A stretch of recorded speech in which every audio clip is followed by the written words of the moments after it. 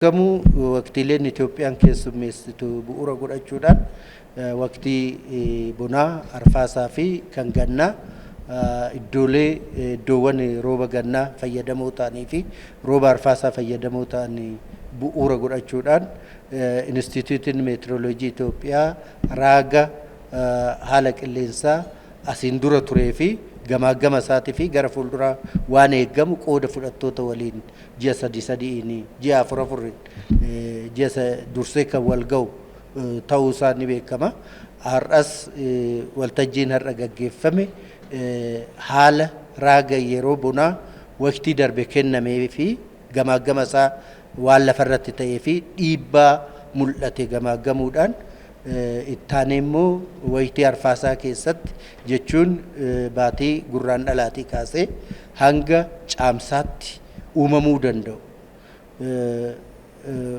qooda fudhattootaaf ifa kan taasise ta'uu isaati. Bu'uuruma kanaan kan beekamu gaa roobni Instituutiin Meetirooloojii Itoophiyaa raaga har'a kenneen iddoowwan qooda fudhattoota iddoowwan fayyadamtoota rooba arfaasaa roobni arfaasaa rooba isa cimaa isa guddaa ta'an kanneen akka godinaalee kibba Oromiyaa keessatti jiran kan akka godina Booranaa, godina Gujii, godina Baalee fi akkasumas naannolee Sumaalee fi Sidaamaa dabalatee rooba arfaasaa fayyadamoo ta'an keessatti rooba idilee fi idileedhaan olii akka argatu qooda fudhattootaaf ifa taasisee jira. Kanatti fayyadamuudhaan gaa qoodni fudhattoonni dhiibbaa inni seektaroota akka qonnaa, bishaan, fayyaa fi ittisa balaa irratti qabu immoo gama mataa isaanii taasisanii of eeggannoo barbaachisuu fi taasisuutti isaan irra jiraata.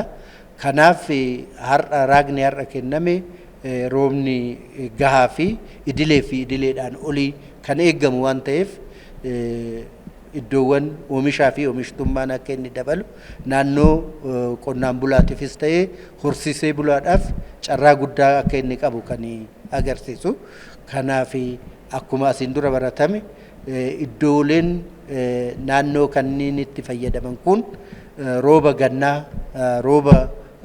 arfaasaa kan waan ta'eef kan isaan fayyadaman kan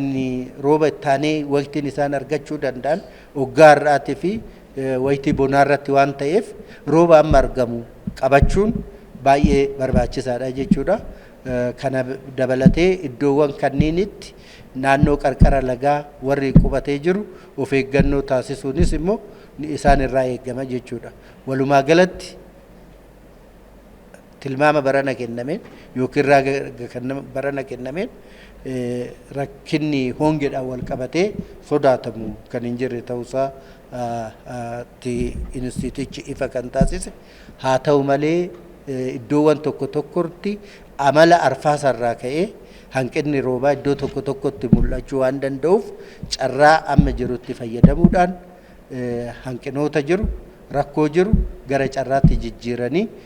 bishaan qabachaa deemuun baay'ee barbaachisaa kan jedhu kaasuu fi baay'ee galatooma.